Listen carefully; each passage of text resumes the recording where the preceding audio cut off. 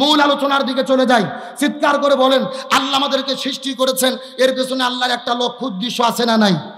উদ্দেশ্য কি? আল্লাহ তাআলা বলেছেন, ওমা খলাকতুল জিন্না ওয়াল ইনসা ইল্লা লিয়াবুদুন, আমি মানুষ এবং জিনকে সৃষ্টি করেছি আমার ইবাদত করার জন্য। সুবহানাল্লাহ বলেন।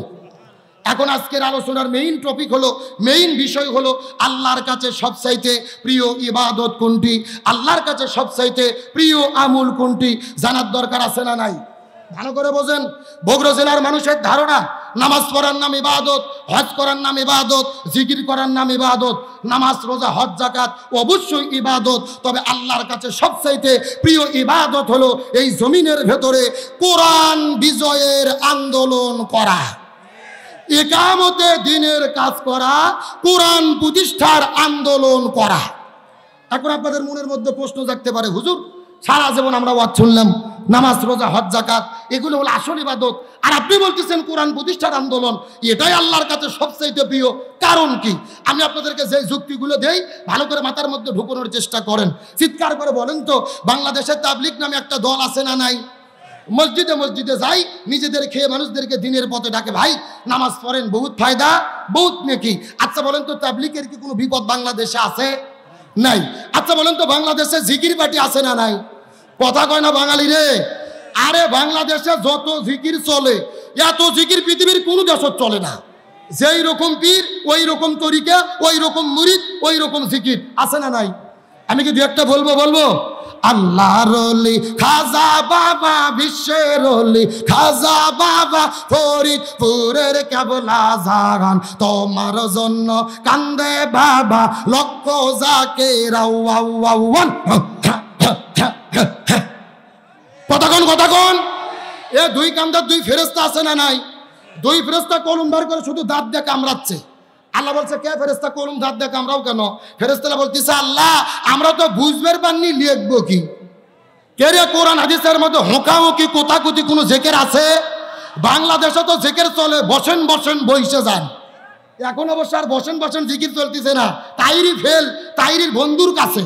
এখন তাইরির বন্ধু জিকির করতেছে, হেমতেই আল্লাহ। এ যুবকের আছে না নাই? বলে, মুর্শিদ আমার হুজুরি সাকি মহিমা জানে, গলার মালা বানাইয়া ধীরে ধীরে টানাইয়া, হেমতেই আল্লাহ। আমার তো মনে বলে জুতো দিয়ে পিঠে এদের চাপা সোজা করে দেওয়া দরকার। এ কথা কন না কে রে? জিকির হলো ফরজ ইবাদত। যেরকম কি ইবাদত? আল্লাহ বলছেন, ফাযকুরুনি আযকুরুকুম, তোমরা আমার জিকির করো, আমিও তোমাদের জিকির করব। জিকির যদি ফরজ হয়, রাসূলের তরিকা মতো করার দরকার আছে না নাই? রাসূল বলেছেন জিকিরের সহি শব্দ হলো 4টি। জোরে বলেন কয়টি?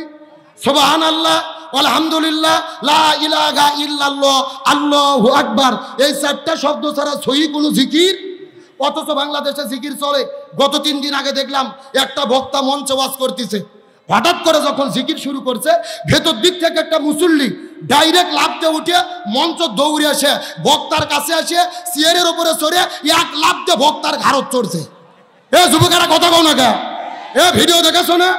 একেবারে বক্তার কাঁধের উপর লাফতে চড়ে উপরে বাস ধরে এক ঢিকবাজি দিয়ে বাদুরের মতো ঝুলকিছে আর জিকির করতেছে। চিৎকার করে বলেন, এগুলো জিকির না ফাজলামি? আমার তো মনে বলে এদের এই সমস্ত জিকির দেখে হিন্দু, বৌদ্ধ, খ্রিস্টানরা পর্যন্ত আমাদেরকে নিয়ে হাসি ঠাট্টা তামাশা করে। যেখানে মুসলমান ধর্মের নাম দিয়ে তারা করতেছে কি? এদের এই সমস্ত ঝোলাঝুলি দেখে কিছু বাউল শিল্পী আবার গান বের করেছে, আমি বলবো নাকি? এত লাফাস কেন রে তোরা, এত লাফাস কেন, এত লাফাস কেন রে তোরা, এত লাফাস কেন, লাফাইয়া খোদারে পাইলে আগে পাইতো ব্যাং। বলতেছে লাভ মারে বড় যদি আল্লাহর কাছে যাওয়া যেত, তে মানুষের আগে ভ্যাং আল্লাহর কাছে যেত। শোনেন, হাসির জন্য বলিনি, জিকির সম্পর্কে কথা বলা আমার উদ্দেশ্য নয়, তবে পরিষ্কার করে বলি, এই ভণ্ডদের সঙ্গে আমাদের কোনো সম্পর্ক থাকতে পারে? আসেন মূল কথার দিকে। আপনাদের কাছে জিজ্ঞেস করতে চাই, এই বাংলাদেশের ভেতরে গভীর মনোযোগ ভালো করে লক্ষ্য করেন, আল্লাহর কাছে আল্লাহর জমিনে দিন কায়েম। তাহলে বলেন তো, এই জিকিরের নামে যারা লাফালাফি করতেছে, এদের কি কোনো বিপদ বাংলাদেশে আছে? একটু জোরে বলেন। বাংলাদেশে নামাজ পড়লে কি বিপদ হয়? হজ করলে কি বিপদ হয়? যাকাত দিলে কি বিপদ হয়? জি, একটা মাত্র ইবাদত করলে বাংলাদেশে বিপদ হয়। আপনারা কি গবেষণা করে বলতে পারবেন ওই ইবাদতের নাম কি? গভীর মনোযোগ ভালো করে বোঝার চেষ্টা করেন। এই বাংলাদেশে নামাজ পড়লে বিপদ হয় না, হজ করলে বিপদ হয় না, যাকাত দিলে বিপদ হয় না, জিকির করলে বিপদ হয় না, কিন্তু বাংলাদেশের ভেতরে তারাই বিপদের মধ্যে পড়েছে যারা জমিনের ভেতরে কোরআন বিজয়ের আন্দোলন করেছে। আর এই জন্যই আল্লাহর কাছে সবচাইতে প্রিয় কোরআন বিজয়ের আন্দোলন করা। আমি আপনাদেরকে একটা তথ্য দেই, ভালো করে শোনেন। আমাদের নবীজি রমজান মাসে 16 দিন রোজা রেখেছে। জোরে বলেন কয়দিন? 17ই রমজান সকালবেলা নবীজি রোজা ভেঙে ফেললেন, খেজুর খাইলেন, পানি খাইলেন। সাহাবীদেরকে বললেন তোমরাও রোজা ভেঙে ফেলো। সাহাবীরা বলতেছে ইয়া রাসূলুল্লাহ, এটা আপনি কেমন কথা বললেন? আপনি না 3 দিন আগে ওয়াজ করলেন একটা রোজার এত দাম, ইচ্ছা করে যদি কেউ একটা রোজা ছেড়ে দেয় লাগাতার 60টা রোজা রাখতে হবে, আবার যদি একটা রোজা ছেড়ে দেয় আবার লাগাতার 60টা রোজা রাখতে হবে, আপনি কেন রোজা ছাড়তে বললেন? রাসূল বলতেছে বেশি বোঝার চেষ্টা করো না। ওমা আতাকুমুর রাসূলু ফাখুযুহু ওমা নাহাকুম আনহু ফান্তাহু। আমি নবী যা বলি তা তোমরা করো, যা করতে নিষেধ করি তা থেকে দূরে থাকো। আবু জেহেল মদিনে আক্রমণ করেছে, আর বসে থাকা যাবে না। এখন আবু জেহেলের মোকাবেলা করতে হবে। তার মানে বোঝা গেল রোজা রাখা ইবাদত, কিন্তু রোজার চাইতেও দামি ইবাদত হলো এই জমিনের ভেতরে কোরআন বিজয়ের আন্দোলন করা। তার কারণ কোরআন বিজয়ের আন্দোলন করলে ঘর বাড়ি ছাড়তে হয়, জেলের মধ্যে বন্দী হতে হয়, প্রয়োজনে ফাঁসির দড়িতেও ঝুলতে হয়। আমার প্রিয় বন্ধুগণ, মুসলমান ভাইরা গভীর মনোযোগ, কোনো দিকে নজর নাই, কোনো দিকে তাকাতাকি নাই। ছোট্ট করে একটা দৃষ্টান্ত দেওয়ার পরে আপনাদের মধ্য থেকে বিদায় নিয়ে চলে যাওয়ার চেষ্টা করব। আল্লাহর কাছে দিন প্রতিষ্ঠার আন্দোলন কতটা প্রিয় এই জিনিসটা বোঝানোর জন্য ছোট্ট করে একটা ঘটনা আপনাদের মধ্যে বলতে চাই। আমার নবীজির চাচা সাহাবী হযরতে হানজালা রাদিয়াল্লাহু তাআলা নতুন বিবাহ করার পরে ওই বউটাকে নিয়ে যখন তিনি বাসর ঘরের মধ্যে চলে গেছেন, ওই বাসর ঘরের মধ্যে যাওয়ার পরে লক্ষ্য করে দেখতে পারে গভীর রজনীতে হানজালা যখন বাসর ঘরে সময় পার করতেছে, ফুলসজ্জার যখন রাত পার করতেছিল, এমন সময় গভীর রজনীতে ওই মদিনার গলি থেকে কে যেন চিৎকার করে ডেকে বলে কুতিলা মুহাম্মদ, কুতিলা মুহাম্মদ। মুসলমানদের নবী উহুদের প্রান্তরে বিদায় নিয়ে চলে গেল। এই কথা শোনার পরে হযরতে হানজালা ওই বাসর ঘরের মধ্যে বিবিটাকে চাদরের মধ্যে রাখার পরে, বিছানার মধ্যে রাখার পরে এক দৌড়ে চলে গেলেন কূপের ভেতরে ফরজ গোসলটা আদায় করার জন্য।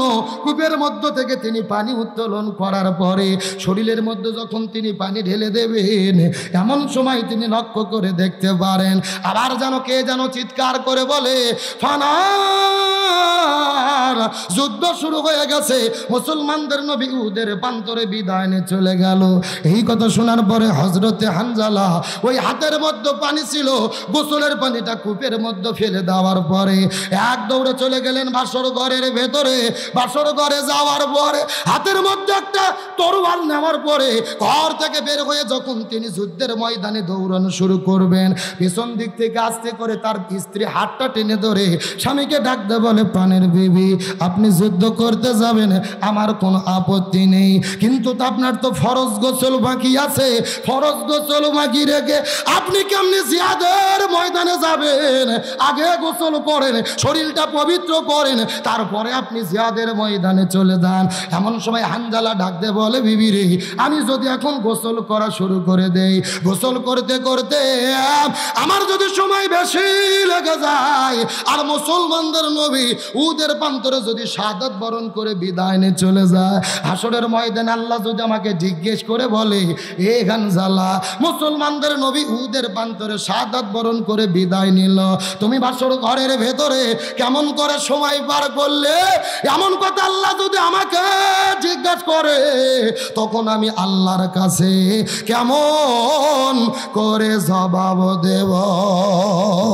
লিল্লাহি তাকবীর।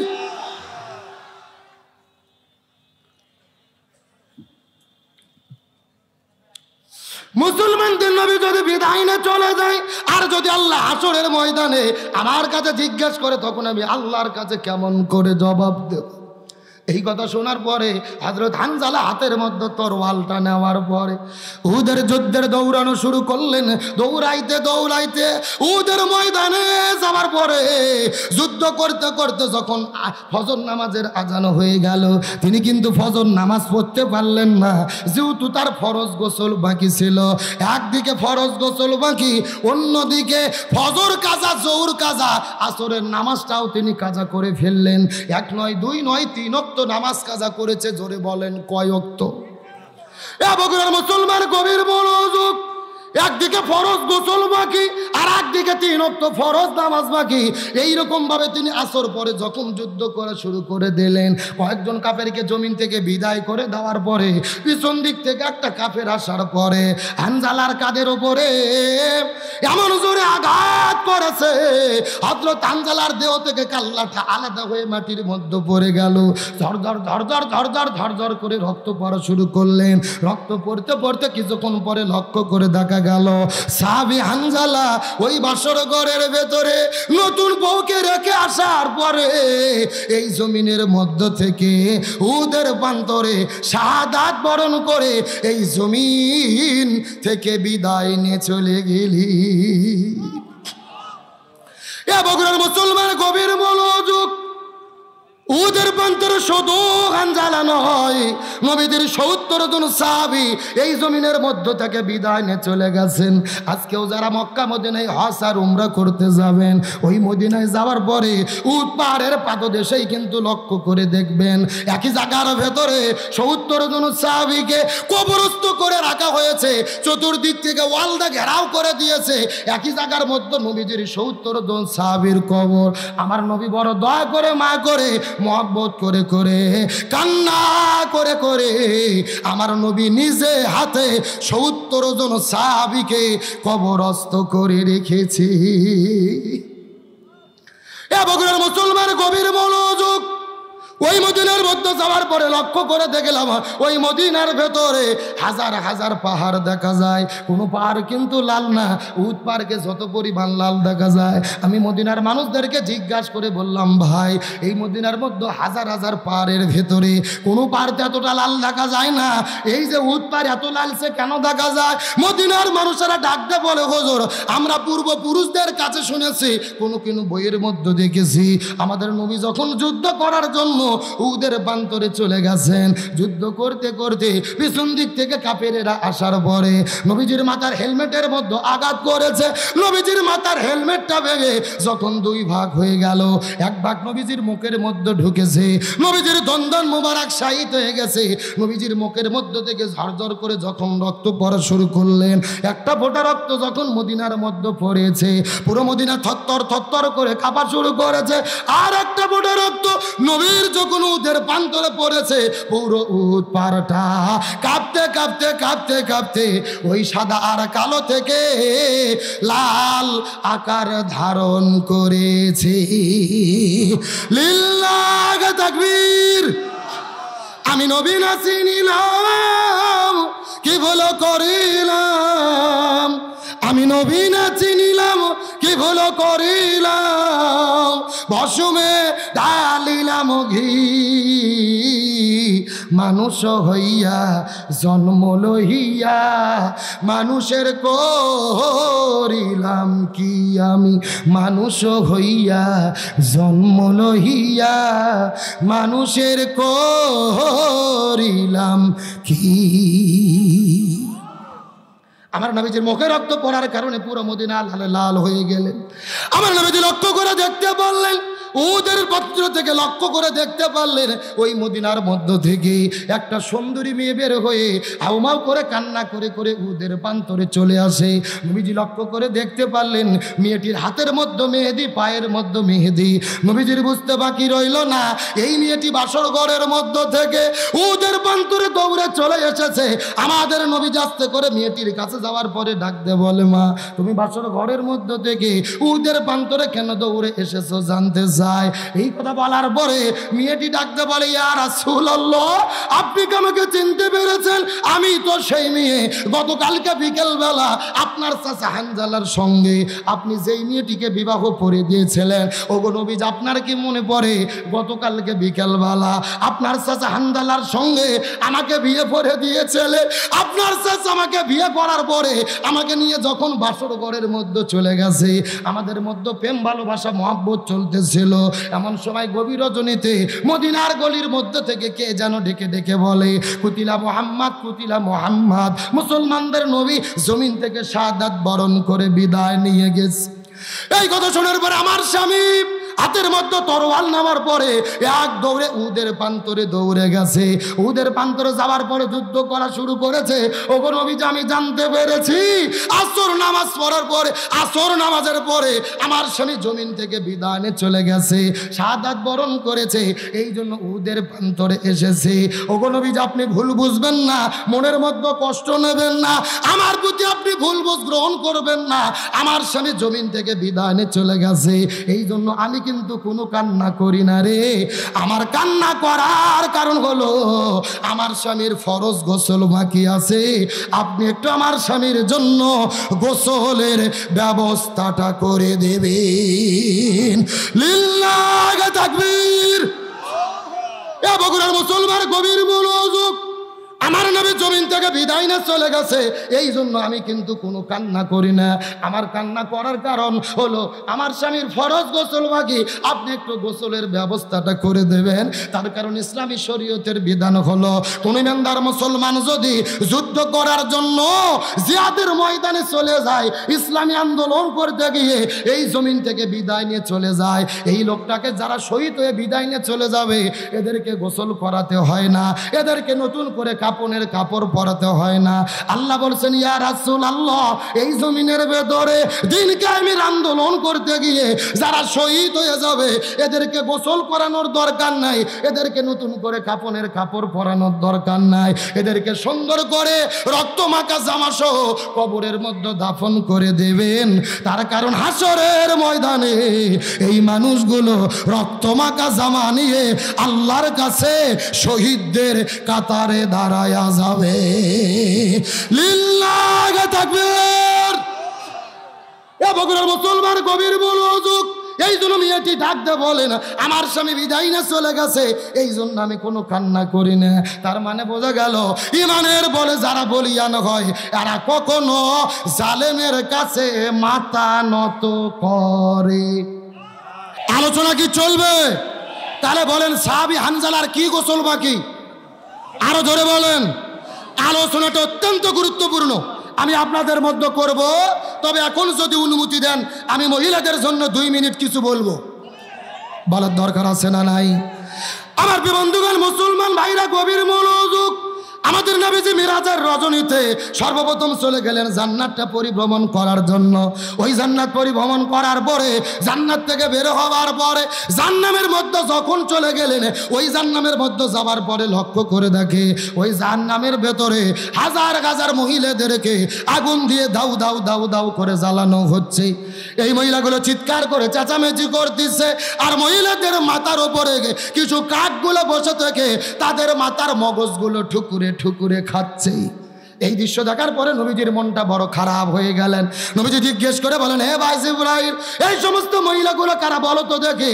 এমন সময় রাসূল ডাকতে বলেন, জিবরাইল ডাকতে বলে, ইয়া রাসূলুল্লাহ, মনের মধ্যে কষ্ট নেবেন না, রাগ করবেন না, এইমাত্র আল্লাহ জানাইয়া দিয়েছে আপনার উম্মতের ভেতরে অধিকাংশ মহিলারা জাহান্নামে যাবে। অধিকাংশ মহিলাগুলো যাবে কোথায়? এই কথা শোনার পরে নবীজির মনটা বড় খারাপ হয়ে গেলেন।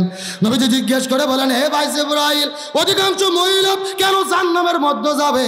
এমন সময় জিবরাইল ডাকতে বলে, ইয়া রাসূলুল্লাহ, অধিকাংশ মহিলা জাহান্নামের মধ্যে যাবে, এর পেছনে অনেকগুলো কারণ রয়েছে, তার ভেতরে প্রধানত কারণ হলো 2টা। জোরে বলেন কয়টা? সাউন্ড নাই কে রে? লক্ষ লক্ষ লোকের এটা কোনো সাউন্ড? আপনাদের কি কষ্ট হচ্ছে? এই যে আমি বসে আছি মাঝখান দিয়ে সোজা, ডান দিকে এক ভাগ, বাম দিকে আর এক ভাগ। আপনারা মুখ বন্ধ করে থাকেন, আপনারা বলেন তো দেখি অধিকাংশ মহিলা জাহান্নামে যাবে, তার পেছনে কারণ হলো কয়টা? আরো জোরে, আপনারা মুখ বন্ধ করেন, আপনারা বলেন তো দেখি অধিকাংশ মহিলা জাহান্নামে যাবে, তার পেছনে কারণ হলো কয়টা? ওরে বাবা, কে রে ভাগ করে দেনা সাউন্ড বাড়তিছে, তার মানে আপনি আলসামি করতেছেন না? এ বগুড়ার মুসলমান গভীর মনোযোগ লক্ষ্য রাখুন। ডানে যারা আছেন কথা বলবেন, বামে যারা আছেন তারাও কথা বলবেন, মন্ত্রের চতুর্দিকে যারা বসে আছেন তারাও কথা বলবেন। সবাই মিলে চিৎকার করে বলেন তো অধিকাংশ মহিলা জাহান্নামে যাবে, তার পেছনে কারণ হলো কয়টা? আরো জোরে।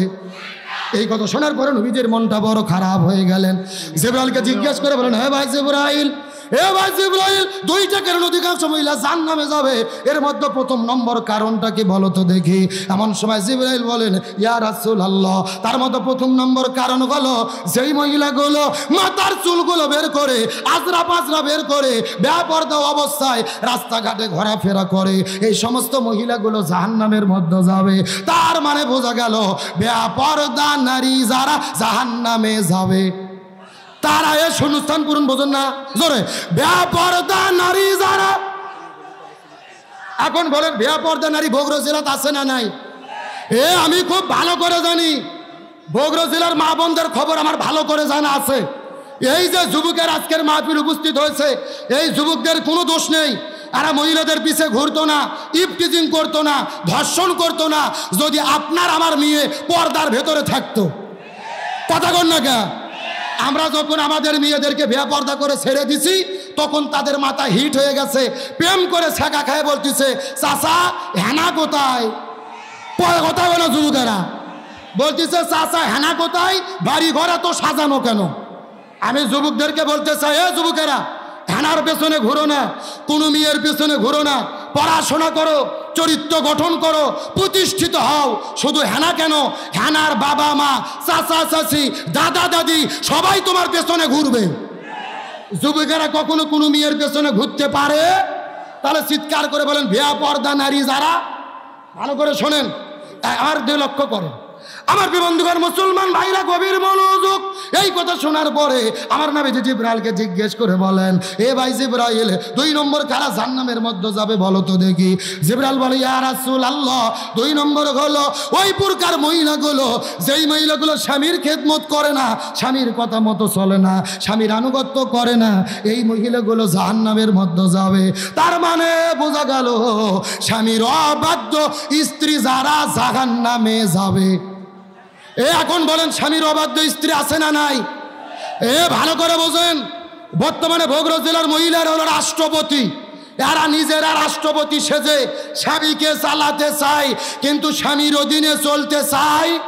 কিন্তু বলেন তো দেখি, পরিচালক কি নারী হবে নাকি পুরুষ হবে? স্বামী হবে না স্ত্রী হবে? আল্লাহর কোরআন বলেছেন, আর রিজালু কাওয়ামুনা আলান নিসা, পরিচালক কোনো নারী নয়, পুরুষদেরকে হতে হবে। জি জি জি, পরিচালক কোনো নারী নয়, পুরুষদেরকে হতে হবে। কার কথা? আরো ধরে বলেন। গভীর মনোযোগ, ভালো করে বোঝেন। এই যে 6 মাস আগের ঘটনা, আমেরিকাতে যিনি প্রেসিডেন্ট হয়েছে, আদা পাগলা ডোনাল্ড ট্রাম্প। যেরকম কি পাগলা, এটা আমার কথা নয়, আর বিরোধী দল বলেছিল যে মেন্টাল আদা পাগলা ডোনাল্ড ট্রাম্প, 90 বছর বয়স, একে কেউ ভোট দিও না। তার বিরুদ্ধে ভোটে দাঁড়িয়েছিল বিশ্ব সুন্দরী কমলা হ্যারিস, একে তোমরা ভোট দাও। কিন্তু আমেরিকার লোকজন আদা পাগলা ডোনাল্ড ট্রাম্পকে ভোট দিয়ে প্রেসিডেন্ট নির্বাচিত করেছে, বিশ্ব সুন্দরী কমলা হ্যারিসকে ভোট দেয়নি। তারাও প্রমাণ করেছে আদা পাগলা ডোনাল্ড ট্রাম্প ভালো, তা বিশ্ব সুন্দরী কমলার জ্বালা ভালো না। আমেরিকার লোক বুঝলো রে। আর আমরা বাংলাদেশের 90% মুসলমান, 14 বছর পার হয়ে গেল, বুঝলাম না। আমরা ঘুরিয়ে ফিরে নারীর হাতে ক্ষমতা তুলে দিলাম। আমরা পরিষ্কার করে বলি, আল্লাহর কোরআনের বিধান হলো আর রিজালু কাওয়ামুনা আলান নিসা, পরিচালক কোনো নারী নয়, পুরুষদেরকে হতে হবে। রাসূল বলেছেন, যেই পরিবারের প্রধান হলো নারী, ওই পরিবার পৃথিবীতে জাহান্নাম। আর যেই দেশের রাষ্ট্রপতি প্রধানমন্ত্রী নারী হয়, ওই দেশে শান্তি আসতে পারে সুতরাং আমরা শপথ গ্রহণ করব, এতদিন যা করেছি ভুল করেছি, আগামীতে আর কোনো নারীকে বাংলাদেশের প্রধানমন্ত্রী দেখতে চাই না। আগামীতে পুরুষ প্রধানমন্ত্রী কারা কারা দেখতে চান, দুটি হাত আল্লাহকে তুলে দেখান।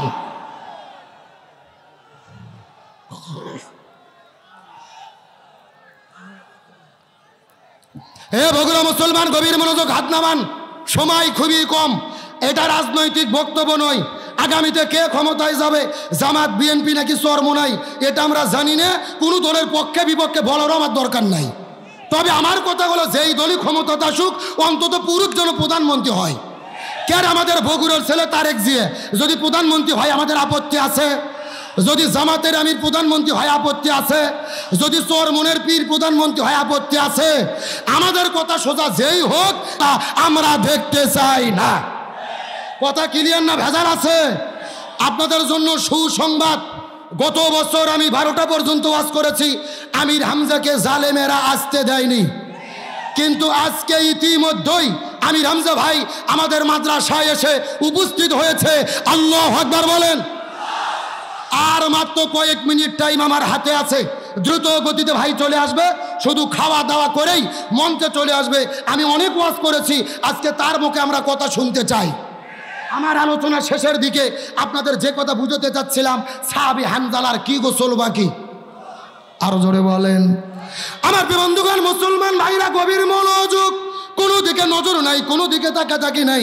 আর 2টা মিনিট আপনাদের মধ্যে কথা বলবো, মনোযোগ দিয়ে শোনার চেষ্টা করেন, ভালো করে বোঝার চেষ্টা করবেন। মেয়েটি কান্না করে করে বলে, ইয়া রাসূলুল্লাহ, আমার স্বামী বিদায় নিয়ে চলে গেছে, আপনি একটু তার জন্য গোসলের ব্যবস্থাটা করে দেন। নবীজি সাহাবীদেরকে ডেকে বলেন, হে সাহাবীরা, আমার চাচা হানজালা কোথায়, তোমরা একটু খুঁজে বের করে দেখো তো দেখি। 2 মিনিট বল, 2 মিনিট, ওদের একটা জায়গা আছে তো, 2 মিনিট বলবো। আমার বন্ধুগণ, মুসলমান ভাইরা, গভীর মনোযোগ, নবীজি সাহাবীদেরকে দায়িত্ব দিলেন, তোমরা একটু খুঁজে বের করো তো দেখি হানজালার লাশটা খোঁজায়। কিন্তু সাহাবীরা পুরো মদিনার মধ্যে খোঁজাখুঁজি করেছে, কিন্তু সাহাবী হানজালার লাশটা খুঁজে পাওয়া যায়। নবীজি বড় টেনশনের মধ্যে পড়ে গেলেন, সেজদার মধ্যে চলে গেছেন। নবীজি হাউমাউ করে কান্না করা শুরু করলেন। আকাশের দিকে তাকায়া লক্ষ্য করে দেখে ঝরঝর ঝরঝর করে বৃষ্টি পড়তেছে। নবীর তো টেনশন বেড়ে গেল, আকাশের মধ্যে মেঘ নেই, কোথা থেকে বৃষ্টি পড়ে। নবীজি কান্না করে সেজদার মধ্যে চলে গেলেন। আল্লাহর পক্ষ থেকে জিবরাইল আসার পরে বলে, ইয়া রাসূলুল্লাহ, মনের মধ্যে কষ্ট নেবেন না, রাগ করবেন না। আপনার চাচা হানজালা বাসর ঘরের মধ্য থেকে জিহাদের ময়দানে আসার পরে জীবন শাহাদাত বরণ করেছে। একদিকে ফরজ গোসল বাকি, আর একদিকে 3 ওয়াক্ত ফরজ নামাজ বাকি। আল্লাহ তাআলা হানজালার উপরে এত বেশি রাজি খুশি হয়ে গেছে, আল্লাহ তাআলা আসমান থেকে জান্নাতি ফেরেশতা পাঠায়া হাউজে কাউসার আর জমজমের পানি দিয়ে সাহাবী হানজালার জন্য গোসলের ব্যবস্থাটা করে দিয়েছে। লিল্লাহি তাকবীর। এ বগুড়ার মুসলমান, আলোচনার দ্বারা কি বুঝলেন? একদিকে ফরজ গোসল বাকি, আর একদিকে 3 ওয়াক্ত ফরজ নামাজ বাকি। দিন কায়েমের জন্য জীবন দিয়েছে আল্লাহ, জান্নাতি ফেরেশতা পাঠায়া গোসলের ব্যবস্থাটা করে দিয়েছে। তার মানে বোঝা গেল, ফরজ নামাজের চেয়ে, ফরজ গোসলের চেয়ে সবচাইতে দামি হলো এই জমিনের ভেতরে কোরআন বিজয়ের আন্দোলন করা। এই জন্য আল্লাহর কোরআন বলেছেন, ওয়ামা ওয়াসাইনা বিহি ইব্রাহিমা ওয়া মূসা ওয়া ঈসা আন আকিমুদ্দিন ওয়ালা তাতাফাররাকু ফি। হে বগুড়ার মুসলমান, কান খাড়া করেন, আল্লাহর যুগান্তরকারী ঘোষণা, মনোযোগ দিয়ে শোনো। এই পৃথিবীতে হযরতে মূসা, ঈসা, ইব্রাহিম আলাইহিস সালাম, আমি যত নবী রাসূল প্রেরণ করেছি, সব নবী রাসূলের দায়িত্ব ছিল তারা যেন জমিনে দ্বীন কায়েম করে। তোমরাও যদি মুসলমান হও, দ্বীন কায়েমের আন্দোলন করো। ওয়ালা তাতাফাররাকু ফি, এই ব্যাপারে কোনো দলাদলি করো না। চিৎকার করে বলেন, হুকুম কার? এ গভীর মনোযোগ লক্ষ্য করুন, আল্লাহ কোরআনের 82 জায়গার মধ্যে বলেছেন, আকিমুস সালাহ ওয়া আতুজ যাকাত, নামাজ কায়েম করো, যাকাত প্রদান করো। তবে নামাজ আর যাকাতের ব্যাপারে ওয়ালা তাতাফাররাকু ফি, তোমরা দলাদলি করো না, এমন কথা আল্লাহ কোরআনে বলেনি। আল্লাহর কোরআন বলেছেন, ওয়ালিল্লাহি আলান নাসি হিজ্জুল বাইত, যদি তোমাদের সামর্থ্য থাকে হজ করো, তবে হজের ব্যাপারে ওয়ালা তাতাফাররাকু ফি, তোমরা দলাদলি করো না, এমন কথা আল্লাহ কোরআনে বলেনি। আল্লাহর কোরআন কোরআন বলেছেন কুতিবা আলাইকুমুস সিয়াম, রমজান মাসে রোজাকে ফরজ করলাম, রোজা রাখো। তবে রোজা রাখার ব্যাপারে ওয়ালা তাতাফাররাকু ফি, তোমরা দলাদলি করো না, এমন কথা আল্লাহ বলেনি। কিন্তু আল্লাহর কোরআন বললেন আনাকিমুদ্দিন, তোমরা দিন কায়েম করো, ওয়ালা তাতাফাররাকু ফি, এই ব্যাপারে কোনো মত পার্থক্য করো না। তার মানে আল্লাহ খুব ভালো করে জানে নামাজ, রোজা, হজ, যাকাত এইগুলো নিয়ে কোনো দলাদলি হবে না। এই জমিনে যত দলাদলি হবে কোরআন বিজয়ের আন্দোলন নিয়ে। শেষ কথা শোনেন, আপনাদের বগুড়ার 80 বছরের বুড়ো চাচা, কয় বছর, মাথার টুপি, মুখের মধ্যে দাড়ি, সামনের কাতারে নামাজ পড়ে, হজ করতে 6 বার। একটা হুজুর যে বলতেছে চাচা বাংলাদেশে দিন কায়েম করতে হবে, ওই চাচা নামাজ পড়তে পড়তে লাফ দিয়ে উঠে বলতেছে এই হুজুর রাজনীতি করে রে। কথা কোন তার মানে ওর কাছে নামাজ ভালো লাগে, হজ ভালো লাগে, জিকির ভালো লাগে, আল্লাহর জমিন আল্লাহর দিন কায়েম ভালো লাগে না।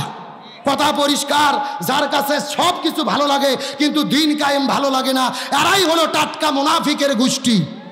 তার কারণ মুনাফিকের সর্দার ছিল আব্দুল্লাহ ইবনে উবাই, রসুলের পিছে নামাজ পড়তো, মাথায় টুপি, মুখের মধ্যে দাড়ি। তারপরও কেন মুনাফিকের সর্দার হলো? কারণ হলো দুইটা, 1 নম্বর নবীর নেতৃত্ব মানেনি, আর 2 নম্বর জমিনে দিন কায়েমের বিরোধিতা করেছে। সুতরাং বাংলাদেশে মুসলমান পরিচয় দিয়ে ইসলামী আন্দোলনের বিরোধিতা করবে যারা, মনে করবেন মুনাফিকের খালাতো ভাই তারা। সুতরাং আজকের আলোচনার মাধ্যমে বুঝাতে চেয়েছি শান্তির জন্য কোরআন লাগবে। এই বাংলাদেশের স্বাধীনতার 54 বছর পার হয়ে গেছে, এক দল ক্ষমতায় এসেছে আর এক দল চলে গেছে, আমরা শান্তি পাইনি। সুতরাং আজকের আলোচনার ঘোষণা, বাংলাদেশে সব দল দেখা শেষ, আগামীতে আলেমদের নেতৃত্বে কোরআনের বাংলাদেশ। সুতরাং আল্লাহর কাছে সবচাইতে প্রিয় কোরআন বিজয়ের আন্দোলন করা। এই বাংলাদেশে কোরআনকে বিজয়ী করতে ইসলামী আন্দোলনের কর্মী হয়ে কাজ করার শপথ নিতে কারা কারা রাজি আছেন? 2টি হাত আল্লাহকে তুলে দেখান। লিল্লাহে তাকবীর। হাত নামান, আমার সময় শেষ। আমি দীর্ঘ 1.5 ঘন্টা ধরে আলোচনার মাধ্যমে বুঝাইতে চেয়েছি স্বামীর নীতি, স্ত্রীর নীতি, চাচার নীতি, চাচির নীতি দিয়ে এই জমিনে শান্তি কায়েম হয়নি। আগামীতে কোরআনের নীতি বাস্তবায়ন করলেই বাংলাদেশে শান্তি আসতে পারে। আল্লাহ তাআলা আমাদের সবাইকে কোরআনের পক্ষে, ইসলামের পক্ষে থাকার তৌফিক দিক, বলেন আমিন।